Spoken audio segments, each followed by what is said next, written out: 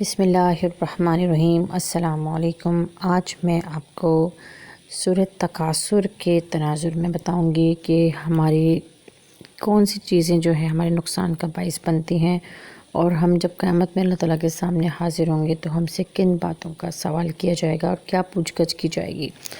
ٹھیک ہے، تو آئیے شروع کرتے ہیں کہ الہاکم التکاثر۔ الہا کا مطلب ہے زیادہ ضروری چیز سے غافل ہونا۔ ٹھیک ہے، یعنی کسی ہم ضروری چیز سے غفلت برتتے ہیں تو کیا ہوتا ہے۔ تکاثر کا مطلب ہے کثرت طلب، جیسے ایک دوسرے سے آگے بڑھنے کی خواہش، جسے ہم کمپٹیشن کہتے ہیں۔ اللہ اور اس کے رسول کی رضا چاہنے کے لیے نیک کاموں میں کمپٹیشن کرنے والے تو اچھے ہیں، لیکن اگر یہی کمپٹیشن جو ہے دنیاوی چیزوں میں ہو، مال کے لیے ہو، تو پھر کیا ہوتا ہے، ہمیں یہ نقصان کی طرف لے جاتا ہے۔ لَتَرَوُنَّ الْجَحِيمَ۔ انسان مال و دولت، عزت و شہرت، عیش و عشرت اور دنیا کے ساز و سامان پانے کی ریس میں دوڑتے دوڑتے اپنی عمر گزار دیتا ہے، یہاں تک کہ موت، قبر اور پھر جہنم کے کنارے تک پہنچ جاتا ہے۔ اس دنیا کی کمپٹیشن، یا کہہ سکتے ہیں بھاگ دوڑ، مال کے پیچھے بھاگنا، نقصان کیا ہوتا ہے؟ دنیا کا کمپٹیشن اس لیے برا ہے کہ اس سے انسان حلال اور حرام کی تمیز بھول جاتا ہے۔ اس میں زیادہ طاقتور بننے کی خواہش پیدا ہو جاتی ہے، دوسروں کو نیچا دکھانے کی خواہش پیدا ہوتی ہے، جس سے آپس کی محبت، بھائی چارہ ختم ہو جاتا ہے، بغض، حسد عام ہو جاتا ہے، اور معاشرے کا امن و سکون ختم ہو جاتا ہے۔ آخرت کا یقین ہمیں کیا ہونا چاہیے؟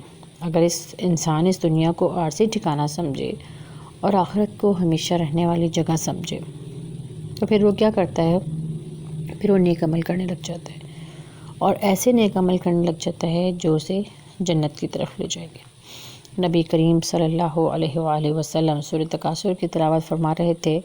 آپ صلی اللہ علیہ وسلم نے فرمایا، ابن آدم کہتا ہے میرا مال میرا مال۔ اے ابن آدم، تیرا مال تو صرف وہی ہے جو تو نے کھا لیا اور جو تو نے فنا کر دیا، یا جس کو پہن لیا، پھر جس کو بوسیدہ کر دیا، یا تو نے صدقہ کر دیا۔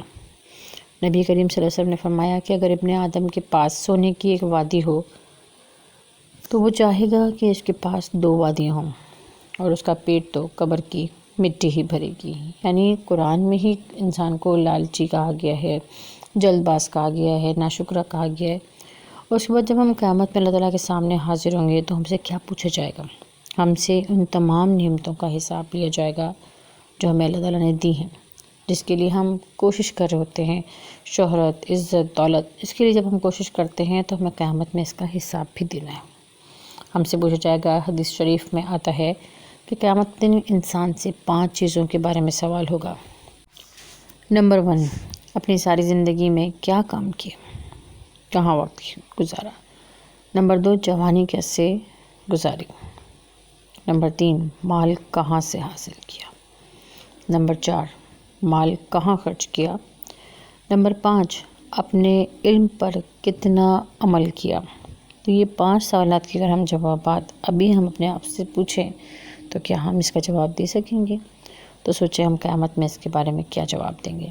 تو اپنے وقت کو ضائع کرنے کے بجائے ہمیں آخرت کی تیاری کے لیے اپنا عمل اچھا کرنا چاہیے، اور وقت کی جیسی نعمت جو ہے اس کو ہمیں ضائع نہیں کرنا چاہیے۔ امید ہے کہ ویڈیو پسند آئی ہوگی، اگر پسند آئے تو لائک کر دیجیے گا۔ نیکسٹ ویڈیو کے ساتھ پھر حاضر ہوں گی، اس وقت تک کے لیے چاہوں گی آپ سے اجازت۔ اللہ حافظ، فی امان اللہ۔